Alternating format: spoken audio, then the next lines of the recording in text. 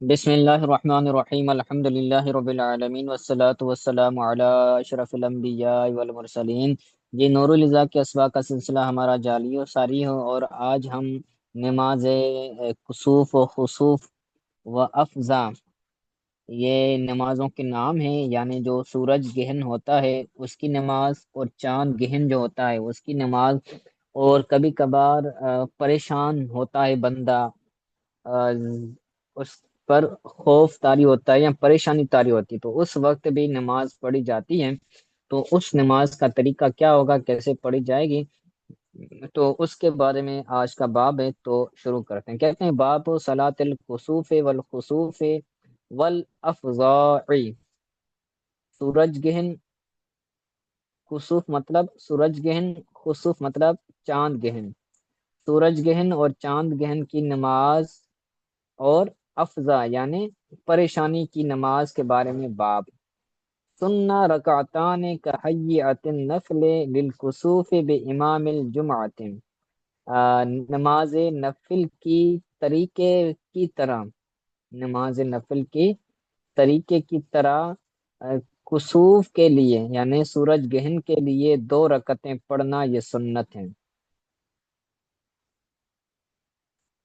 بے امام الجمعۃ، جمعے کے امام کے ساتھ، یعنی جو امام جمعہ پڑھاتا ہے، یعنی جس کے اندر جمعہ والی جمعہ کی نماز کی شرائط ہوں، یعنی جو جمعہ پڑھاتا ہے، یعنی جو جامع مسجد کا امام ہو۔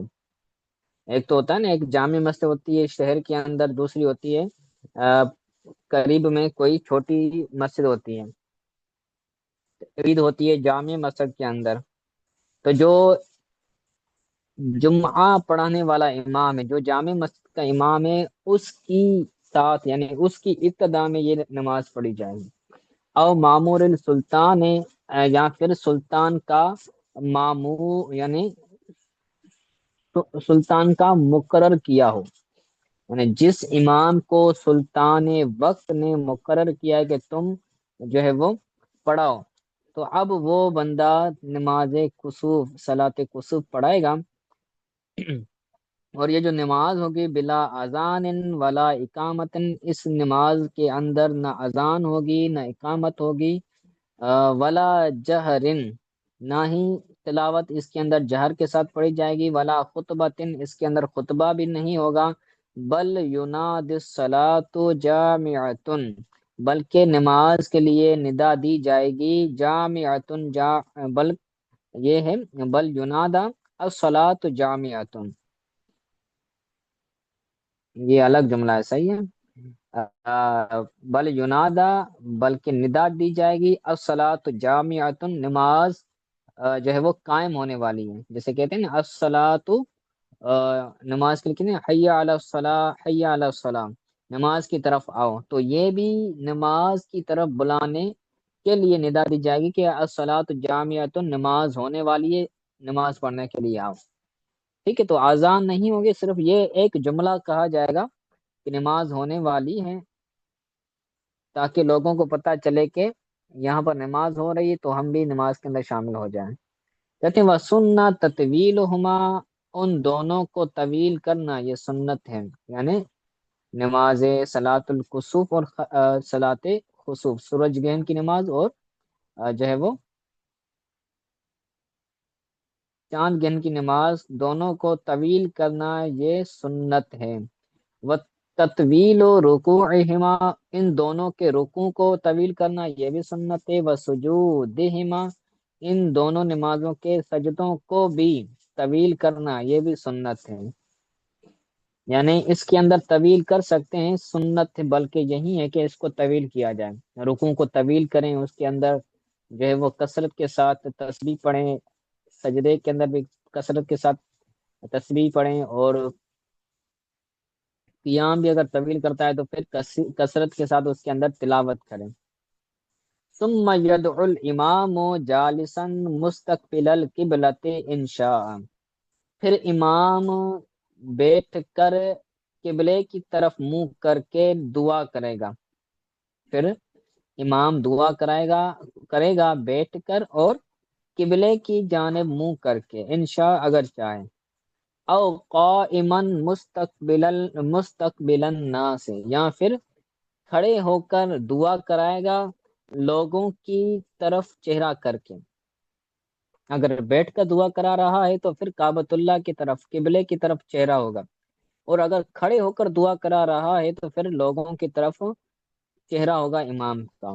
وہ احسن، اور یہی بہتر طریقہ ہے، یعنی کھڑے ہو کر لوگوں کی طرف چہرہ کر کے دعا کروانا یہ زیادہ بہتر ہے، زیادہ اچھا ہے۔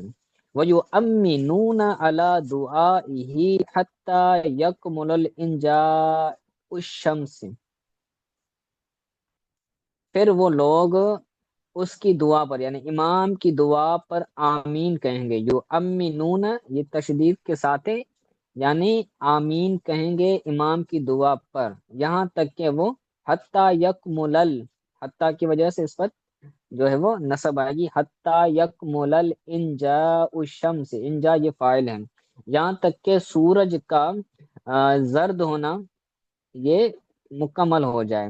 انجا کا مطلب ہے وہ جو سورج ہوتا ہے نا، لیا ہوا ہوتا ہے گہن کے ساتھ، تو اس کا وہ جب تک ختم نہیں ہوتا تب تک وہ دعا کریں گے۔